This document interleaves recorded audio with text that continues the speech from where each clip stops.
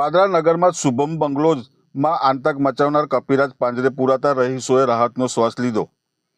પાદરા નગરમાં જીબી પાસે આવેલ શુભમ બંગલોઝ સોસાયટી અને આસપાસના વિસ્તારમાં છેલ્લા 4-5 દિવસથી કપિરાજે આતંક મચાવ્યો હતો, જેના કારણે સોસાયટીના રહીશો ખૂબ જ પરેશાન હતા। કપિરાજ લોકોના પાછળ દોડીને હુમલો કરતો અને કેટલાક લોકોને ઘાયલ પણ કરી નાખ્યા હતા। સ્થિતિ વધુ વકરતા સ્થાનિકોએ પાદરા પ્રાણી જીવરક્ષક સંસ્થાનો સંપર્ક કર્યો હતો। પ્રાણી જીવરક્ષક સંસ્થા અને વન વિભાગ દ્વારા વિસ્તારમાં પાંજરું ગોઠવવામાં આવ્યું હતું। વહેલી સવારે કપિરાજ પાંજરામાં પૂરાતા સ્થાનિકોએ રાહતનો શ્વાસ લીધો હતો। પ્રાણી જીવરક્ષક સંસ્થાએ રેસ્ક્યુ કરેલા કપિરાજને વન વિભાગને સોંપ્યો હતો।